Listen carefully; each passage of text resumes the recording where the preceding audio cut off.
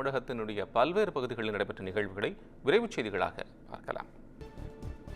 திருவள்ளூர் அருகே ஆந்திராவிலிருந்து கள்ளச்சாரம் கடத்தி வந்து விற்பனை செய்த நபரை போலீசார் கைது செய்துள்ளனர். திருத்தணி அடுத்த நெமிலி காலனி பகுதியில் ஆந்திராவிலிருந்து கள்ளச்சாரம் கடத்தி வந்து விற்பனை செய்வதாக போலீசாருக்கு தகவல் கிடைத்தது. அதன் அடிப்படையில் கார்த்திக் என்பவரின் வீட்டில் போலீசார் சோதனையில் ஈடுபட்டனர். அப்போது வீட்டின் பின்புறம் 10 லிட்டர் கள்ளச்சாராயம் பதுக்கி வைத்திருந்தது தெரியவந்தது. இதையடுத்து கார்த்திகை கைது செய்த போலீசார் மேலும் விசாரணை நடத்தினர்.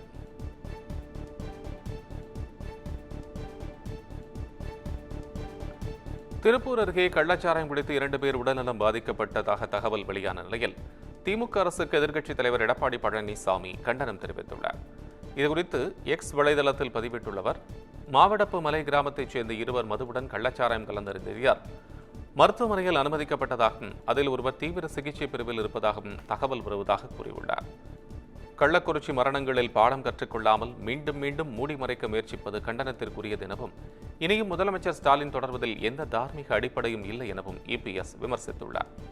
தமிழ்நாட்டில் நிலவும் கள்ளச்சாராயம் மற்றும் போதைப்பொருள் புழக்கத்திற்கு பொறுப்பேற்று முதலமைச்சர் ஸ்டாலின் ராஜினாமா செய்ய வேண்டும் எனவும் அவர் வலியுறுத்தியுள்ளார்.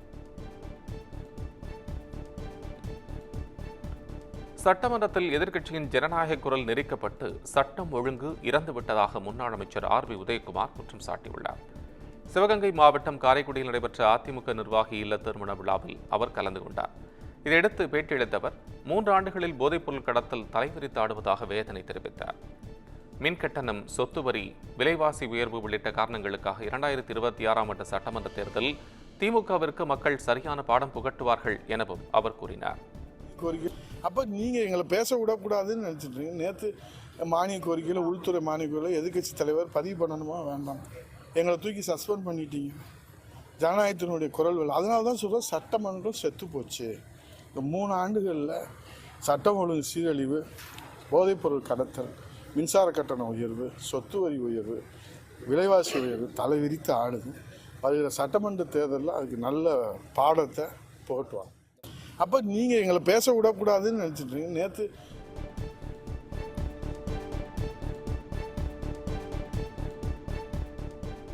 மதுரையில் சிக்கன் கிரேவியை சுட வைத்து சாப்பிட்ட இளைஞர் உடல்நலக்குறைவு ஏற்பட்டு உயிரிழந்த சம்பவம் சோகத்தை ஏற்படுத்தியுள்ளது. கோசாகுளம் பகுதியைச் சேர்ந்த ஆனந்தராஜ் என்பவர் கடந்த 26ஆம் தேதி உணவகத்தில் வாங்கி வந்த சிக்கன் கிரேவியை மறுநாள் சுட வைத்து அவரும் அவரது குழந்தையும் சாப்பிட்டுள்ளனர். அடுத்து சிறிது நேரத்தில் ஆனந்தராஜுக்கு உடல்நலக்குறைவு ஏற்பட்டதால் மருத்துவமனையில் சிகிச்சை பெற்று வீடு திரும்பியுள்ளார். நிலையில் அவருக்கு மீண்டும் உடல்நலக்குறைவு ஏற்பட்டு மருத்துவமனைக்கு கொண்டு செல்லும் வழியிலேயே அவர் உயிரிழந்தார்.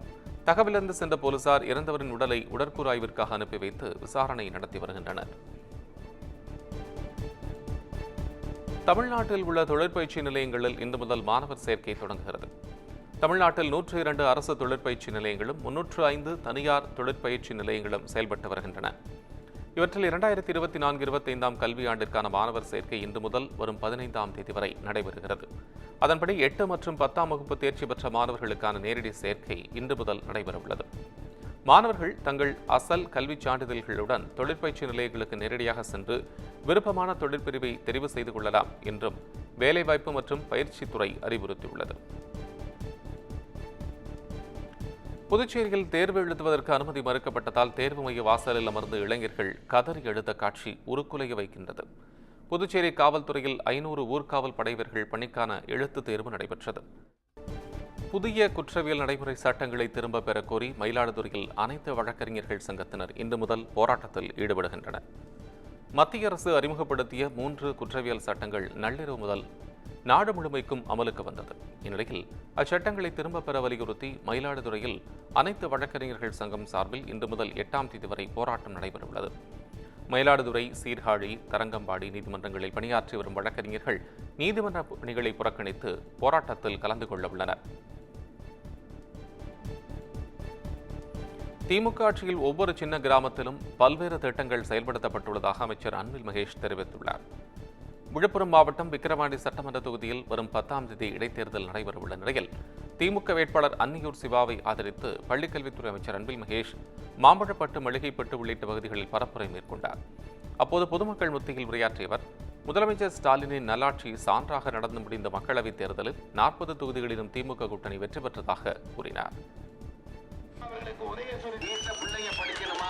படிச்சு நம்பிட்டு சும்மா இருக்காங்க, கவலைப்படாதீங்க, என்னை நம்பி அனுப்பி வைங்கள், கல்வி அறிவும் நான் தருகின்றேன், வேலை வாய்ப்பும் நான் தருகிறேன் என்று சொல்லக்கூடிய முதலமைச்சரை நாம் பெற்றிருக்கின்றோம். ஆக அந்த முதலமைச்சருடைய நல்ல ஆட்சிக்கு சான்றாகத்தான் நடந்து முடிந்த நாடாளுமன்ற தேர்தலில் 40ற்கு 40 நம்முடைய திராவிட முன்னேற்ற கழகத்தினுடைய கூட்டணி வெற்றி பெற்றிருந்தது என்று சொல்லும் பொழுது அந்த வெற்றியை பெற்று தந்தவர்கள் நீங்கள். அதற்கும் என்னுடைய நன்றியை தெரிவித்துக் கொள்கின்றேன்.